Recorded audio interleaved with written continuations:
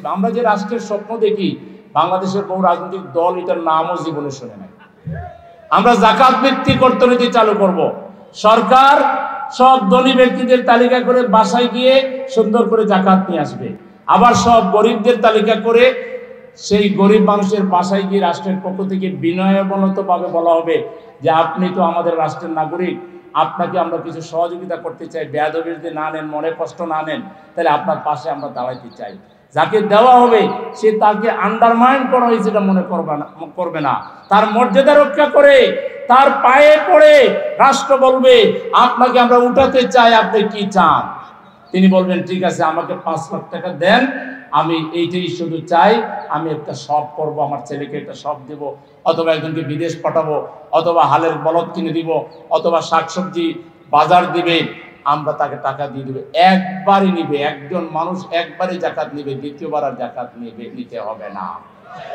এরকম কর্জে হাসানা স্টাইলের আমরা ব্যাংক ফাউন্ডেশন গড়ে তুলব, কল্যাণ ফান্ড গড়ে তুলব, যে ফান্ড থেকে যেমন এই এলাকায় একটা ফান্ড থাকবে ইঞ্জিনিয়ার নুমান আহমেদ সাহেবের মতো এইসব লোকদের নেতৃত্বে।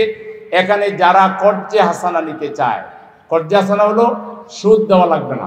আপনি 3 লাখ টাকা নিলেন, সার্টেন টাইমে এই 3 লাখ টাকাই ফেরত দিলেন, আর যদি আপনি দিতে না পারেন সময় বাড়ায় নেবেন। তাহলে ধরেন একটা করে স্মার্ট কার্ড দিয়ে দেওয়া হবে, আপনি কার্ড পাঞ্চ করে 50,000 টাকা উঠে নিলেন, 1 লাখ টাকা উঠে নিলেন, 2 লাখ টাকা উঠে নিলেন। এটা যাকাত থেকে আসবে, কর্জে হাসানা ফান্ড থেকে আসবে, এটা রাষ্ট্রকেও কোথা থেকে দেওয়া লাগবে না, আর রাষ্ট্রের ফান্ড তো আছেই। আমরা যেটা করতে পারবো এটা বাংলাদেশের অনেকের ধারণার মধ্যেই নাই। এটা ওয়ার্ল্ডের একটা সেরা রাষ্ট্র হবে। এখানে কোনো মাস্তানতন্ত্র মাফিয়া তন্ত্র চলবে না, চোখ রাঙানো চলবে না। মানুষ স্বাধীন হয়ে সোজা হয়ে দাঁড়াবে, আমার দেশ, আমার বাংলাদেশ, আমি স্বাধীনভাবে চলবো। তাইলে এই বাংলাদেশ কায়েম করতে হলে 1 নাম্বার লাগবে আপনাদের মজবুত ইচ্ছা শক্তি, পেরেশানি, আপনাদের ত্যাগ এবং কোরবানি। আপনাদেরকে বড় মনের অধিকারী হইতে হবে, উদার হইতে হবে, বাংলাদেশের আপামর মানুষকে ভালোবাসতে হবে। আপনার মা বাবাকে যেভাবে ভালোবাসেন, আপনার স্ত্রীকে যেভাবে ভালোবাসেন, আপনার ছেলেকে মেয়েকে যেভাবে ভালোবাসেন, শ্বশুর শাশুড়িকে যেভাবে ভালোবাসেন, বাংলাদেশের প্রত্যেকটা নাগরিককে সেইভাবে ভালোবাসতে হবে, হৃদয়ে জায়গা দিতে হবে। রাজি আছেন? মানুষের ঘরে ঘরে যেতে হবে, বস্তি থেকে শিল্পপতি পর্যন্ত প্রত্যেকটা ঘরে গিয়ে নক করতে হবে, কলিং বেল টিপতে হবে। আসসালামু আলাইকুম, আমরা জামাত ইসলামীর পক্ষ থেকে আসছি।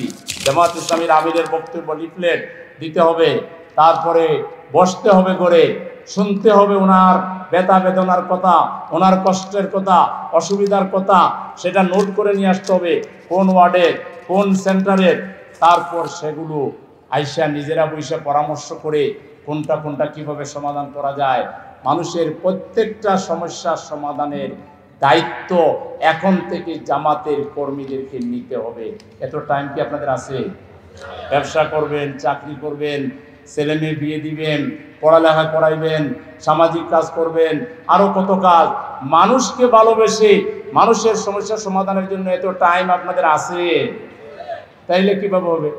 এখন থেকে প্রত্যেকটা মানুষকে সালাম দিব, বুকে জড়ায় ধরবো, আর তাদের সুবিধা অসুবিধার কথা শুনবো, তাদের স্বপ্নের কথা শুনবো, তাদের আনন্দের কথা শুনবো, আনন্দে আমরা আনন্দিত হব, তাদের ব্যথা এবং দুঃখ কষ্টের কথা শুনবো, বঞ্চনার কথা শুনবো, আর সেগুলো সমাধান দেওয়ার জন্য আমরা দায়িত্ব নিব। রাজি আছেন? নিজের যদি সামর্থ্য থাকে পকেট থেকে আশপাশে ড্রাইভারদেরকে, পিয়নদেরকে, বিভিন্ন মিসকিন এতিম আশেপাশে মানুষ, তাদেরকে খাওয়াবেন বেশি করে, ঠিক আছে?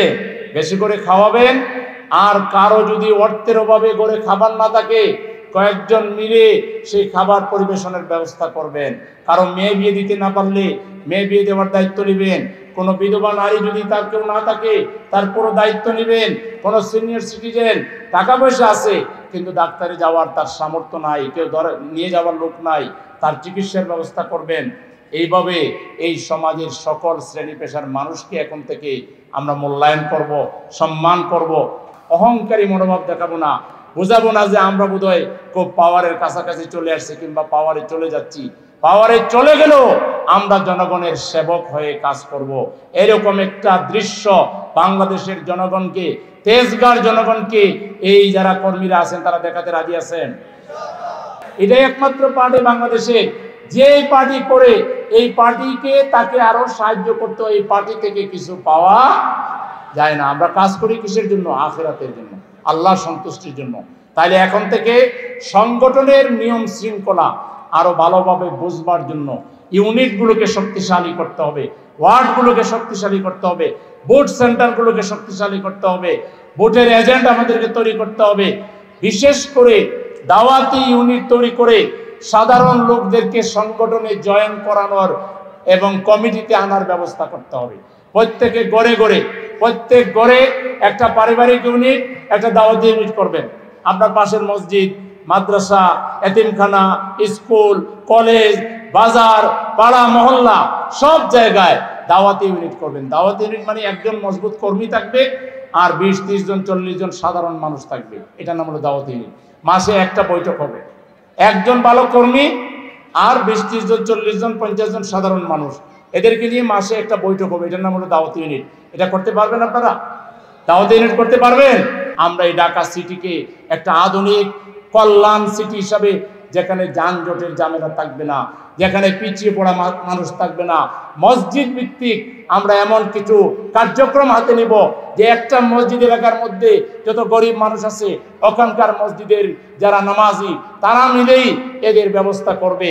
আমরা এমন একটা শক্তিশালী সামাজিক বন্ধন ইনশাআল্লাহ তৈরি করব এই ঢাকা সিটিতে।